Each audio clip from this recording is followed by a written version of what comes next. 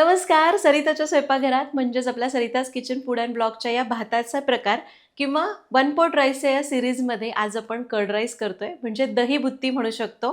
तुम्ही स्वतःही बऱ्याचदा दही भात केला असेल, असा फोडणी वगैरे दिलेला, पण आज मी माझी पद्धत तुमच्यासोबत शेअर करते. तर त्यासाठी आपल्याला भात आधी शिजवून घ्यायचा आहे. चला बघूया कसं करायचं.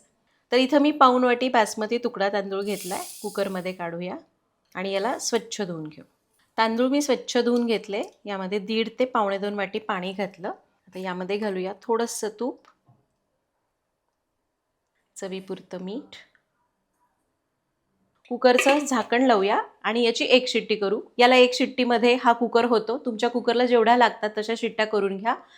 इथं मी मुद्दामहून बासमती तुकडा तांदूळ वापरला आहे, जो हलकासा चिकट होतो आणि हलका सुवास असतो, ज्याने कर्ड राईस खूप छान होतो. तुम्ही इंद्रायणी वापरू शकता किंवा कोणताही चिकट मऊ होणारा भात असेल तर खूप मस्त लागेल. अगदीच तुमच्याकडे शिळा भात उरलाय कुठल्याही तांदळाचा तरीही चालेल, पण ताजा लावून करणार असाल तर असा करा. कुकरची शिट्टी करूया. आणि हे घ्या, आपला भात झाला, तो पूर्ण गार झालाय. आता याला आपण काय करू, काटे चमच्याने असं थोडं मॅश करून घेऊ. आणि हे घ्या, भात आपण थोडासा मॅश करून घेतला. आता इथे मी 2 कप दही घेतलंय. आपला शिजलेला भात साधारण 1 कप गच्च भरून आहे, त्यासाठी डबल दही घ्यायचं किंवा आणखी घातलं तरी चालेल. यामध्ये हा भात घालूया. आता दही आणि भात चांगलं मिक्स करून घेऊया. लक्षात घ्या, दही जर खूप आंबट असेल तर त्याच्यामध्ये तुम्ही थोडंसं उकळून गार केलेलं दूध किंवा दुधावरची साय म्हणजे मलाई घातली तरी चालेल. आणि दह्याचं प्रमाण तुम्ही आवडीप्रमाणे कमी जास्त करू शकता.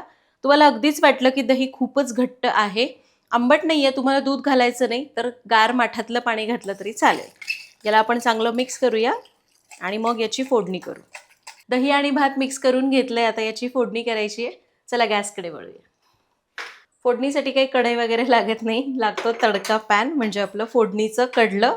गॅस चालू करू आणि याला मी तुपाची फोडणी करते, तुम्ही तेलाची केली तरी चालेल. खूप जास्त नाही, 2 छोटे चमचे तूप घ्यायचं.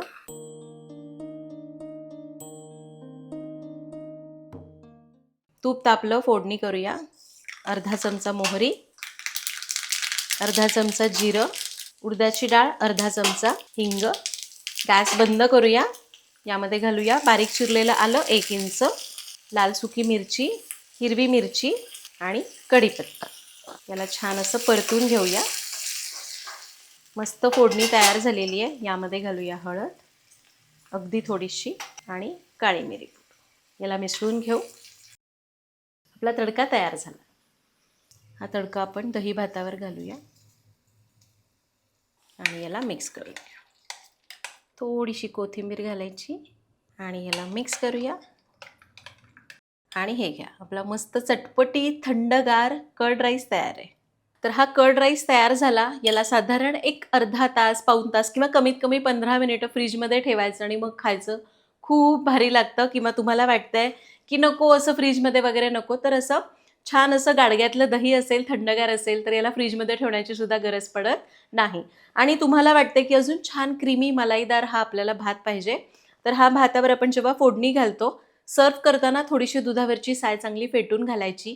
खूप असा मलाईदार आपला हा कर्ड राईस तयार होतो. मला तसा आवडतो दुधावरची साय घालून. तुम्हाला कसा आवडतो हे कमेंटमध्ये नक्की सांगा. भाताच्या प्रकारामधला अजून एक प्रकार आपण बघितला. काही वेगळे प्रकार बघायचे असतील तर मला नक्की सांगा. भेटूया पुढच्या भागात. Happy cooking.